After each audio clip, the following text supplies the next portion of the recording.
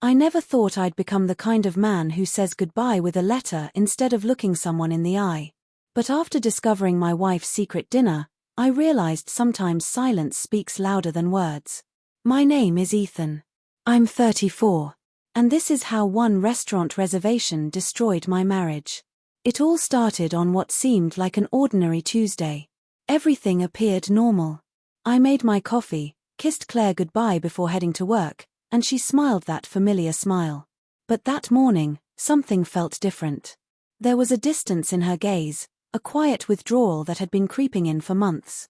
I had noticed small signs before, the kind you try to ignore because facing them makes them real. Her late nights were suddenly team dinners. Her phone, once left on the counter or couch, was never out of her hand. She began wearing perfume just to run errands. Once, I asked if something was wrong. She smiled gently and said, "Of course not. Why would there be?" That practiced calm should have been my warning.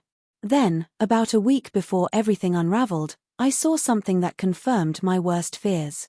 Claire was in the shower when her phone lit up. Normally, I don't touch her things, but that morning, instinct took over. A message from someone saved as M flashed on the screen. "Can't wait to see you Friday, same place." My chest froze. I scrolled slightly up, just enough to see flirtatious, intimate messages. There was no misreading it. I stood there, heart hammering, barely hearing the running water. When she came out, I smiled as if nothing had changed. I kissed her cheek, went to work, and pretended my world wasn't crumbling. That day, I accomplished nothing at work. My mind was consumed. On Friday, her calendar listed a client meeting at the very same restaurant mentioned in the texts. That's when I decided how it would end. I wouldn't yell or plead. I would let her feel the quiet devastation she had caused. Friday came. I left work early and drove to the restaurant. I didn't confront her. Instead, I handed an envelope and a $100 bill to a waiter, asking him to deliver it to Claire at table 16 when she was halfway through her meal. Inside the envelope was my goodbye letter. He hesitated, but the money convinced him. I walked out before she arrived. That night, I checked into a cheap hotel across town. I sat alone in the dark, imagining her reaction: shock, denial, maybe even regret. My phone buzzed repeatedly, but I couldn't bring myself to look. The next morning, I finally opened her messages. The first read, "Ethan, what is this?" Then, "You're overreacting."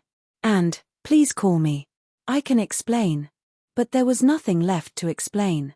3 hours later, she appeared in the hotel lobby. Her face was pale, hair tied back, eyes red and weary.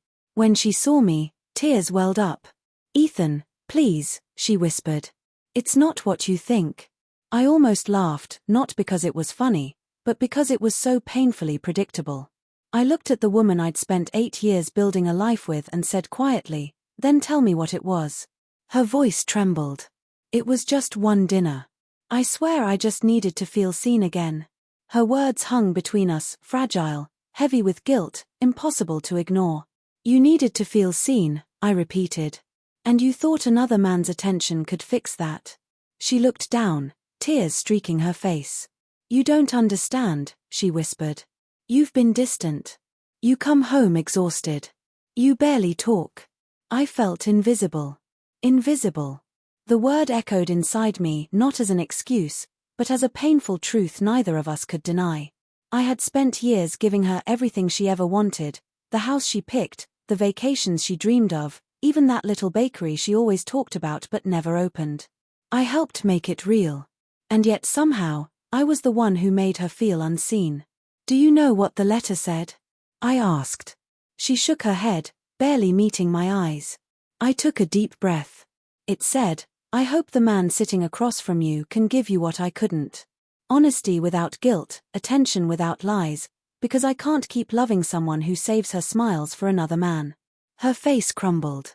"Ethan, please," she whispered through tears. "I made a mistake. It didn't mean anything." I gave her a faint, weary smile. "That's just it, Claire. It always means something. Every text, every excuse, every half-truth, it all means something." Then she cried. The kind of deep, aching cry that comes when you realize it's too late. People imagine closure comes with shouting, slamming doors, or breaking things. But the truth is quieter.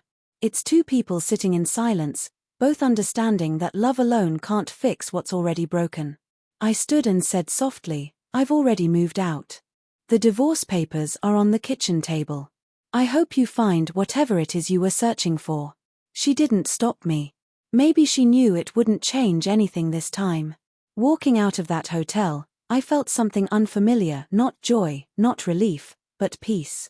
The kind that comes when the storm finally passes. I didn't hate her. I didn't wish her pain. I just wanted freedom from the weight I had carried too long. The following weeks were quiet. Friends asked if I was okay. I always said yes, because the truth was harder to explain. I was learning how to exist without her shadow in every room, every thought. Sometimes late at night, I'd replay that scene, the restaurant, her waiting for her lover, and the waiter handing her my letter instead. I imagined her reaction: shock, guilt, maybe regret. In the end, it didn't matter. I didn't need to know. Life moves on in small, nearly invisible steps. One morning, you wake up, make your coffee, and realize it no longer tastes bitter. You start to smile again, talk again, trust again, slowly, sincerely. Months later, I ran into that same waiter by chance. He recognized me immediately. "Hey, you're the guy with the letter, right?" he said. I laughed softly.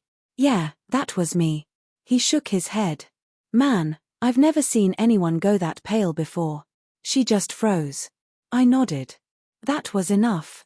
Looking back, I've learned something important. Strength doesn't always mean fighting for love. Sometimes, it means walking away from the one who stopped valuing your heart.